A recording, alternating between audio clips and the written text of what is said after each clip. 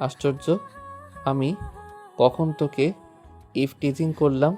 সাজ রাগে অভিমানে ফুঁসে উঠল। এই যে এখন আমার সাথে জোর করছেন, এটা কি ইফটিজিং নয়? আরশানের ঠোঁটে বাঁকা হাসি ফুটল। আমার তো অধিকার আছে, চাইলে এখনো অনেক কিছু করতে পারি। সাজ চোখ ছোট করে তাকালো। অসভ্য লোক। আরশান এগিয়ে এসে থেমে দাঁড়ালো তার সামনে। ভিতরে চল। যাব না। সাজ গেট আঁকড়ে ধরল আরো শক্ত করে। আচ্ছা, তোর হিলটা নিয়ে যা, তুই ফেলে রেখে গেছিস। এটার জন্যই আমার বাড়ির ভেতর এখন ঘূর্ণিঝড় বইছে। আমি আর আটকাবো না তোকে, তাড়াতাড়ি কর। দেখ বৃষ্টি হচ্ছে। সাজ ঠোঁট কামড়ে ভেজা চোখে তাকালো। বিরক্তি আর অভিমান মিলেমিশে ভেতরে ঝড় তুলছে। ফেলে দিন, আমি চাই না, আমার দরকার নেই। আরশান মাথা নেড়ে ধীরে বলল, আমি পারবো না ফেলে দিতে, তুই যা নিয়ে যা। এটা তোর। দৈবাত মুহূর্তে আকাশ ফেটে ঝড়ঝড়িয়ে বৃষ্টি নেমে এলো। মেঘের বজ্রধ্বনি আর ঝড়ো বাতাস দুজনকেই কাঁপিয়ে দিল। বৃষ্টি তীব্র হয়ে উঠল, তবু কেউ নড়ল না। বৃষ্টির ফোঁটা তাদের দুজনকে ভিজিয়ে দিল। আরশান সাজের হাত ধরল। সাজ মুহূর্তের জন্য হতবাক। তার দৃষ্টি অস্পষ্ট হয়ে এলো বৃষ্টির পানিতে আর অশ্রু জলে মিশে। সে হাত ছাড়িয়ে নিতে মরিয়া হয়ে উঠল। টানাটানির ভেতরেই তার চোখ ভিজে উঠল। টলমল চোখে তাকিয়ে ডুকরে কেঁদে উঠল। বুকের ভেতরে জমে থাকা অভিমান একসাথে ফেটে পড়ল। চেহারায় ভাঙা কাচের মতো তীক্ষ্ণ ব্যথা উঠল। কাঁপা কাঁপা কণ্ঠে বলল, আপনি তো আমাকে মনে রাখেননি, ভুলের খাতায় ফেলে দিয়েছেন। ছোট্ট সাজকে ভুলে গেছেন, অথচ আমি পারিনি। আপনি মুক্ত হয়ে গেছেন, কিন্তু আমি বন্দী হয়ে রয়ে গেছি আপনার অনুপস্থিতির গোলক ধাঁধায়। আমার প্রতিটি নিঃশ্বাসে, প্রতিটি কথায় আপনার অনুচরণ। আমার প্রতিটি নিঃশ্বাসে, প্রতিটি কথায় আপনার অনুরণ। অথচ আপনার কাছে আমি কেবল এক ভুলে যাওয়া অধ্যায়। এখন আফসোস হচ্ছে, কেন আপনাকে আমার স্মৃতির ভেতর এত যত্ন বাঁচিয়ে রাখলাম। সাজের কণ্ঠ ক্ষীণ হয়ে উঠল। আপনি ভেবেছেন আমি নেই, সাজ নেই, মরে গেছে। আরশান থমকে উঠল। সাজ। মুহূর্তের ভেতর আরশান এগিয়ে এসে সাজকে শক্ত করে বুকের ভেতর জড়িয়ে ধরল। আমার দিকটা দেখলি না? প্রতিদিন তোর অনুপস্থিতি আমার বুকটা জ্বালিয়ে ছাই করে দিয়েছে। তোকে এক ঝলক দেখার জন্য মনটা অস্থির হয়ে ছটফট করেছে বারবার। দিন যত গড়িয়েছে তোর জন্য আমার তৃষ্ণা তত বেড়েছে। তোকে এক পলক দেখার জন্য আমি তোর দায়িত্ব নিয়েছিলাম। কি করে ভুলবো তোকে? এই শেরহাম আরশান এখনো আগলে রেখেছে তার ছোট্ট সাজকে। ভুলে যায়নি। হুম, এক মুহূর্তের জন্য ভুলে যায়নি তার বেবি বউকে। বৃষ্টি তখনও অঝোর ধারায় বইছে ঝুমঝুম করে। সাজের চোখ থেকে ঝরে পড়া অশ্রু বৃষ্টির জলে মিশে গেল। আরশানের বুকের ভেতর মাথা গুজে হাত কাঁপতে কাঁপতে দু হাত দিয়ে জড়িয়ে ধরল সাজ। বুকের ভেতর জমে থাকা সব ব্যথা ওই আলিঙ্গনে গড়ে বেরিয়ে আসছিল। কিছুক্ষণ পর সাজ হিচকি তুলে ভাঙা কণ্ঠে জিজ্ঞেস করল, আচ্ছা, আপনার কি গার্লফ্রেন্ড আছে? না, তবে একটা বেবি বউ আছে। বাতাসের সাথে ভেসে এলো তার সেই কথা। সাজ প্রথমে বিস্মিত, লজ্জায় গাল লাল হয়ে উঠল, তারপর খিলখিলি হেসে উঠল। বৃষ্টি থেমে গেছে অনেক আগেই। বাইরে আকাশে হালকা ধোঁয়াটে মেঘ ভাসছে। মাঝে মাঝে ঠান্ডা হাওয়ার ঝাপটা এসে জানালার কাজ কাঁপিয়ে দিচ্ছে। জানালার কাজ বেয়ে গড়িয়ে পড়া পানির ফোঁটাগুলো এখন শুধু ভেজা দাগ হয়ে আছে। বাইরে হালকা বাতাস বইছে, গাছের ডালপালা নড়ে উঠছে মাঝে মাঝে। সাজ ধীরে ধীরে ওয়াশরুমের দরজা খুলে উকি দেয়। ভেতরে ভিজে থাকা চুল কাঁধে লেপটে আছে, মুখে হালকা পানির ফোঁটা চকচক করছে। চোখে মুখে দ্বিধা আর একটু অস্বস্তি, কারণ বাইরে আসার মতো শুকনো কাপড় তার হাতে নেই। চোখ পড়ে আরশানের দিকে। সাজ একটু ইতস্তত করে তারপর নিচু স্বরে বলে ওঠে, আমি কি পরবো? আরশান তখন বিছানায় আধশোয়া হয়ে ফোনে স্ক্রল করছে। ফ্ল্যাশ লাইটের মতো নীলাভ স্ক্রিনে আলো ওর মুখের উপর পড়ছে। সাজের কণ্ঠ শোনা মাত্রই হাতের মোবাইল থামিয়ে তাকায়। চোখের দৃষ্টিতে সামান্য বিস্ময়। মেয়েদের কাপড় এখন সে কই পাবে? মুহূর্তের মধ্যেই মাথায় ঘুরে যায় এক গাদা চিন্তা। কিছু না বলে উঠে দাঁড়ায় সে, কাভারের দিকে এগিয়ে যায়। কয়েক সেকেন্ড পর কাভার থেকে একটা ঢিলে ঢালা সাদা শার্ট আর গাঢ় রঙের ট্রাউজার বের করে। সাজ তখনও দরজার ফাঁকে দাঁড়িয়ে। ভেজা চুলের গোছা কাঁধ বেয়ে নেমে আসে। মুখের পাশে আটকে আছে ভিজে চুল। আরশান এগিয়ে আসে, তার হাতে বাড়িয়ে দেয়। আপাতত এটা পরে নে। শ্বাস যখন ওয়াশরুম থেকে বের হলো তখন রুমটা ফাঁকা। আরশান নেই, হয়তো নিচে গেছে। শ্বাস পা টিপে এগিয়ে গিয়ে আয়নার সামনে দাঁড়িয়ে নিজের প্রতিবিম্ব দেখে। শার্টটা তার গায়ে ঢিলে ঢালা, হাত আর প্রান্ত প্রায় আঙুল ঢেকে ফেলেছে। শার্ট থেকে ভেসে আসছে পুরুষালী ঘ্রাণ, যা অজান্তেই সাজের ভেতর শিহরণ জাগিয়ে তুলল। ঘ্রাণটা যেন ধীরে ধীরে তাকে ঘিরে ধরছে। সাজ শার্টের গলাটা আলতো করে মুখের কাছে নিয়ে আসে। একবার দুবার গভীরভাবে শ্বাস নেয়, বুক কেঁপে ওঠে, হৃদস্পন্দন একটু বেড়ে যায়। সাজ চোখ বুঝে পারে। মুহূর্তের জন্য মনে হয় আরশান এই ঘরেই আছে, খুব কাছে দাঁড়িয়ে আছে। সাজ আয়নায় তাকায় আবার। শার্টের ভেতরে ঢাকা শরীরটা কেমন নার্ভাস, ঠোঁটের কোণে লাজুক হাসি চলে আসে। সাজ নিজের সাথে আস্তে করে ফিসফিস করে বলে ওঠে, না, মন্দ লাগছে না একেবারেই, যেমন বরং কেমন যেন ভালোই লাগছে।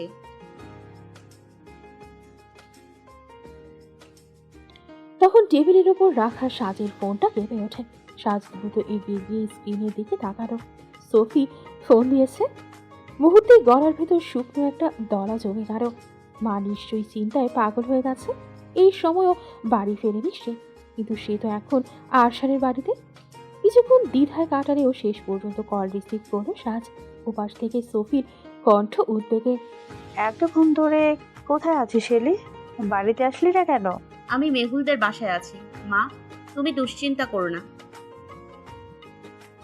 কথাটা বলতেই বুকের ভেতর কেমন খচখচ করছে। সে জানে এটা মিথ্যে, তবু আর যে কোনো উপায় নেই। মেহুলদের বাসায়? আচ্ছা, তুই ঠিক আছিস তো? কোনো সমস্যা হয়নি? সাজ ঠোঁট কামড়ে ধরে চোখ বন্ধ করল। কি বলবো, সত্যিটা বলার মতো সময় নয়। মায়ের দুশ্চিন্তাটুকু কমানোর জন্য হলেও মিথ্যে বলতে হবে। ধীর কণ্ঠে সে জবাব দিল, হ্যাঁ মা, আমি ঠিক আছি, আমি সকালে চলে আসব। আচ্ছা। ফোন কেটে দেয় সাজ। দীর্ঘশ্বাস ফেলে ফোনটা ধীরে টেবিলে রেখে দিল। টুপটাপ পায়ে এগিয়ে গেল দরজার দিকে। আরশান এতক্ষণ নিচে কি করছে? সিঁড়ি বেয়ে নিচে নামলো সাজ। নিচে নেমেই চোখে পড়ল ডাইনিং টেবিলের কাছে দাঁড়িয়ে আছে আরশান। টেবিলের উপর একে একে গরম ধোয়া উঠছে। সাজের ক্ষুধার্ত শরীরকে এক মুহূর্তে নাড়া দিয়ে উঠল। আরশান সাজকে নামতে দেখে তার চোখ হঠাৎ থেমে গেল। এক মুহূর্তে স্থির হয়ে তাকিয়ে রইল। সাজ পড়েছে তারই শার্ট। শরীরের গরমের তুলনায় সেটা বেশ ঢিলা, তবুও সেই অগোছালো ভঙ্গিতেই সাজকে ভীষণ সুন্দর লাগছে। সাজ কিছুটা অস্বস্তি নিয়ে ধীরে ধীরে এগিয়ে এলো। চোখ নামিয়ে টেবিলের একপাশে বসে পড়ল। দুজন পাশাপাশি বসে খেতে শুরু করলো। সাজের মনে হচ্ছিল এই মুহূর্তটা থেমে যাক, আর কখনো যেন শেষ না হয়। খাওয়া শেষ হলে আরশান প্লেটগুলো হাতে নিয়ে কিচেনে চলে গেল। সাজ উঠে গিয়ে সোফায় বসল, নরম কুশনের শরীর ডুবিয়ে দিল। কিছুক্ষণ পর আরশানও ফিরে এসে তার পাশে বসল। সাজ এক মুহূর্ত দ্বিধা করলো, তারপর নিঃশব্দে মাথা রাখলো আরশানের কাঁধে। এক হাত বাড়িয়ে আরশান সাজের মাথায় হাত বুলিয়ে দিল। আঙুলগুলো স্নিগ্ধ স্পর্শে সাজের চুলের ভেতর দিয়ে বয়ে গেল। সাজের মাথায় হাত বুলাতে বুলাতে আরশান বলল, আমি তো ভেবেছিলাম এত বছর না দেখে ভুলে যাবি। সাজ চোখ বন্ধ করে মৃদু হেসে বলল, দেখিনি তো কি হয়েছে, মনে তো ছিলেন। আমার কল্পনায় আপনি সব সময় ছিলেন, একটুও ফিকে হননি। আরশানের ঠোঁটের কোণে নরম হাসি ফুটল। সে সাজকে আরো কাছে টেনে নিল। সে মাথা ঝুঁকিয়ে সাজের মাথায় ঠোঁট ছুঁয়ে দিল। মেহুল বসে আছে সোফার এক কোণে, তার হাত দুটো হাঁটুর উপর আলগোছে রাখা, চোখ দুটো শূন্য স্থির। তার সামনে বসে আছেন তার মা, মুখভর্তি বিরক্তি, ঠোঁট শক্তভাবে চেপে ধরা, কপালে হালকা ভাঁজ। তিনি যেন আবারও মেহুলকে নিয়ে হতাশ হয়েছেন। তুমি রাহাবের সাথে দেখা করতে যাওনি কেন? মেহুল মাথা নিচু করে নরম স্বরে বলল, মনে ছিল না। তার মা চোখ বড় বড় করে তাকালো, যেন এই উত্তরকে কোনোভাবেই মেনে নেওয়া যায় না। মনে ছিল না মানে কি? এসব ভুলে যাওয়ার মতো ব্যাপার? আগামীকালেই দেখা করতে যাবে, 2 দিন পর বিয়ের তারিখ ঠিক হবে। কোনো ঝামেলা করবে না মেহুল। কথাগুলো ছুরি দিয়ে কেটে নেওয়ার মতো সোজা সাপটা। না কোনো আবেগ, না কোনো স্নেহ, শুধু নির্দেশ, আদেশ আর চাপ। এক মুহূর্ত চুপ করে থেকে তিনি আবার বললেন, যাও, গিয়ে ঘুমিয়ে পড়ো। কথাগুলো হুকুমের মতো বাজলো মেহুরের কানে। ওর কোনো কথা বলার অধিকার নেই, কেবল মাথা নিচু করে ধীরে ধীরে উঠে দাঁড়ালো সে। ভারী পায়ে নিজের রুমের দিকে যায়। দরজা লাগিয়ে বিছানায় বসতেই নিঃশ্বাস ভারী হয়ে এলো। আজকাল কিছুই আর ভালো লাগে না তার। ওর মা বাবা দুজনেই সারা জীবন এত ব্যস্ত থেকেছেন যে সন্তানের মুখের দিকে তাকানোর সময় পাননি। কখনোই তাদের ভালোবাসার উষ্ণতা মেহুর পায়নি।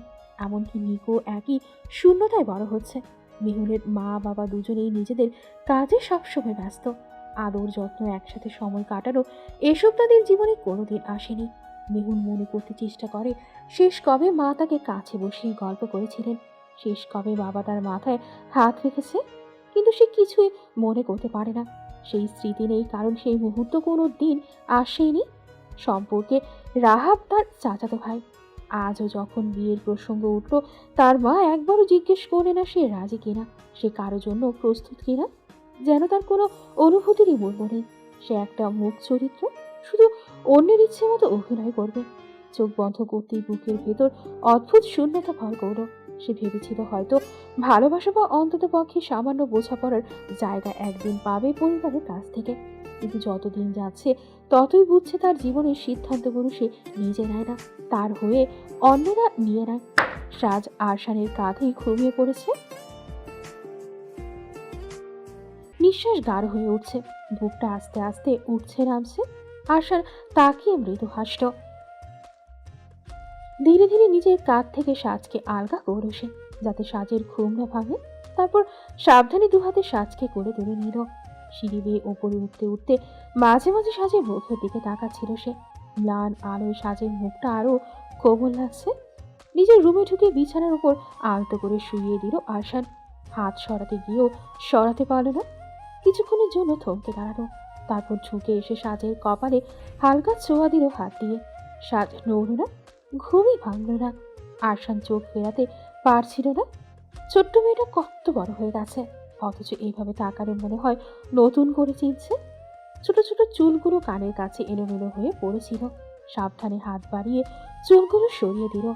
আঙুল ছুঁয়ে গেল সাজের নরম গাল।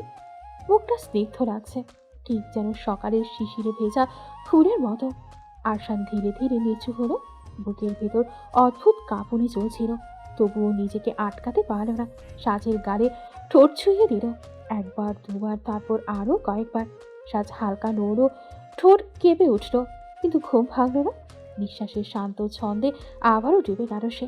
আরশান আর বসল না, উঠে চলে গেল। মনের অস্থিরতা লুকাতেই কি জানালা দিয়ে সকালের আলো রুমে ঢুকে পড়ছে। হালকা বাতাসে পর্দা তুলছে, বাইরে পাখিরা কিচিরমিচির করছে। আশেপাশে সকালের চঞ্চলতা শুরু হয়ে গেছে। বিছানার মাঝখানে সাজ উপর হয়ে শুয়ে আছে, মুখের একপাশে এলোমেলো চুল ছড়িয়ে পড়েছে। আরশান জগিং শেষ করে ফ্রেশ হয়ে শাওয়ার নিয়ে সাজের রুমের সামনে এসে দাঁড়ালো। দরজাটা আধ খোলা। ভেতরে তাকাতেই দেখতে পেল সাজ এখনো বিছানায় মুড়ি দিয়ে শুয়ে আছে। মাথার এক পাশের চুল এলোমেলো হয়ে মুখে রেখে আছে। আরশান ভেতরে ঢুকে নরম স্বরে ডাক দিল। সাজ। কোনো সাড়া নেই। সাজ একবার এপাশ থেকে ওপাশে ঘুরে আবার চাদর মুড়িয়ে শুয়ে পড়ল, যেন ইচ্ছে করেই শুনছে না। আরশান আবার বলল, আর কতক্ষণ ঘুমাবি? সাজের ঠোঁট নড়ল, চোখ আধ খোলা রেখে ফিস ফিস করল। আরেকটু। আরশান ঠোঁটের কোণে হাসি টেনে মাথা নাড়ল। হাসতে হাসতে নিচে রান্নাঘরে গিয়ে নিজের হাতে নাস্তা তৈরি করলো। রান্নার গন্ধ পুরো ঘর ভরে উঠলেও ঘুমের রাজ্যে মগ্ন সাজের এক বিন্দু টোকা লাগলো না। নাস্তা তৈরি হয়ে গেলে আরশান আবার উপরে গেল। ঘরে ঢুকে দেখে আগের মতোই বিছানায় গুটিসুটি মেরে শুয়ে আছে সাজ। অবস্থার বিন্দু মাত্র পরিবর্তন হয়নি। কি রে, উঠবি না? তবু সাজের কোনো নড়াচড়া নেই। এই পৃথিবীতে ঘুমের চেয়ে জরুরি আর কিছু নেই। কিছুক্ষণ তাকিয়ে থেকে আরশান বিরক্ত হয়ে কপালে ভাঁজ ফেলল। এই মেয়ে এত সময় ঘুমায়, এভাবে চলতে থাকলে তো দুপুর গড়িয়ে যাবে। আরশান বিছানার পাশে গিয়ে সাজের হাতটা শক্ত করে ধরল। আমি শেষবার বলছি, সাজ ওঠ। চোখ আধখোলা করে সাজ মুখ গোমরা করে বলল, আমার ঘুমের সাথে আপনার এত শত্রুতা কেন? আমার ঘুম দেখে হিংসে হচ্ছে বুঝি? আরশান থমকে গেল। তারপর এক মুহূর্ত পর হেসে উঠল। হিংসে? কারো ঘুম দেখে হিংসে হয়? চোখ বন্ধ রেখে সাজ মুচকি হেসে বলল। হয়, এই যে আপনার হচ্ছে। আরশান মাথা নাড়ল। সাজকে এখনো উঠতে না দেখে এবার আরশানের ধৈর্যের বাঁধ ভাঙল। আরশান নিচু হয়ে বিছানার কোণায় বসল। এক মুহূর্তে তার মুখের দিকে তাকিয়ে রইল। তারপর কোনো কিছু না ভেবে সে সাজকে করে তুলে নিল। সাজ ঘুম ভাঙা চোখ মেরে তাকিয়ে হতভম্ব হয়ে বলল, আমাকে আমাকে নামান। এটা কি করছেন? শক্ত হাতে করে তুলে আরশান সোজা ওয়াশরুমের দিকে হাঁটা দিল। দরজা ঠেলে খুঁড়ে ভেতরে সাজকে দাঁড় করিয়ে দিল। তারপর হাত গুটিয়ে বুকের ওপর রেখে বলল, এখন দাঁড়িয়ে থেকে আবার ঘুমাস না যেন, ফ্রেশ হয়ে বের হ। সাজ বিরক্ত চোখে তাকালো। ঘুম ভাঙা মুখটা লাল হয়ে আছে, চোখ কুচকে কপালে ভাঁজ। আপনার না একেবারেই ধৈর্য নেই। আমি যদি একটু বেশি ঘুমাই তাতে আপনার কি এমন ক্ষতি হয়ে যাবে? সবে নাস্তা সেরে সাজ সোফায় গালিয়ে বসে আছে। টেবিলে কফির মগ এখনো অর্ধেক ভরা। তখন হঠাৎই দরজার কলিং বেল জোরে বাজলো। সাজ কৌতূহলী চোখে দরজার দিকে তাকায়। এরই মধ্যে আরশান দরজার দিকে হাঁটতে লাগলো। দরজা খুলতেই বাইরে দাঁড়িয়ে থাকা তিনজনকে দেখে ভ্রু সামান্য কুচকালো। নির্ভান, জায়রান আর মীরাব এসেছে। মীরাবের হাতে একটা সুন্দর প্যাকেট করা কেক।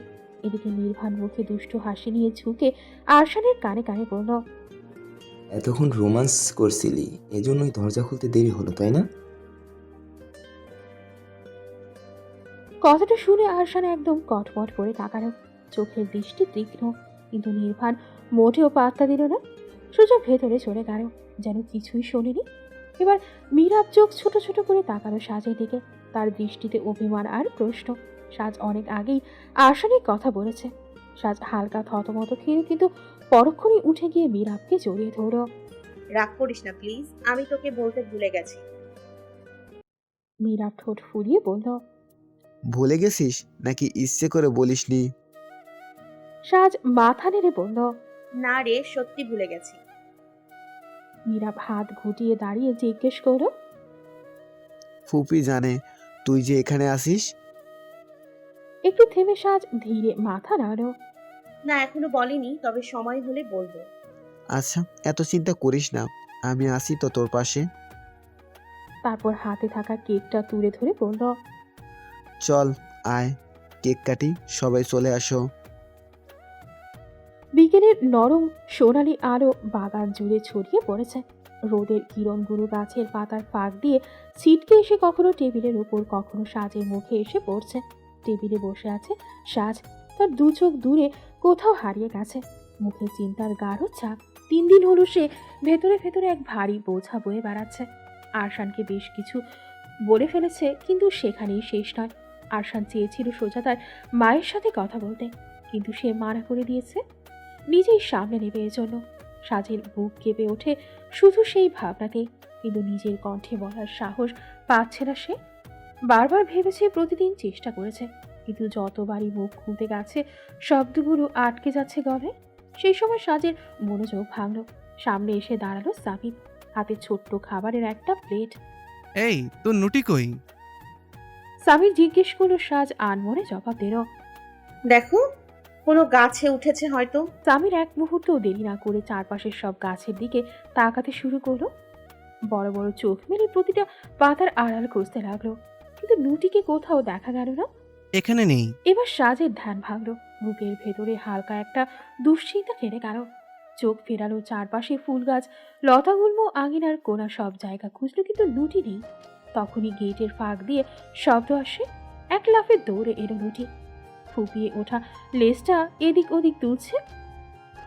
সাজ দেখে হাসল। হাঁটু গেড়ে বসে 2 হাত বাড়িয়ে দিল সাজ। নুটি ছুটে এসে উঠল তার কোলে। সাজ হাত বুলিয়ে আদর করতে করতে বলল, কোথায় গিয়েছিলি বলতো? আমাকে এভাবে ভয় পাইয়ে দিয়েছিলি কেন? নুটি গুনগুন শব্দে জবাব দিল যেন। সামিরও হেসে উঠল। দেখলি তো, আবার পালাচ্ছিল। সকালের আবহাওয়া ছিল বেশ শান্ত। মেহুন নিকোকে স্কুলের জন্য তৈরি করে দিচ্ছিল। মেহুন ধৈর্য ধরে ওর মাথায় আলতো করে হাত বুলিয়ে বলল, চুপ কর নিকো, একটু দাঁড়া। তোর চুল কত সুন্দর হয়ে গেছে।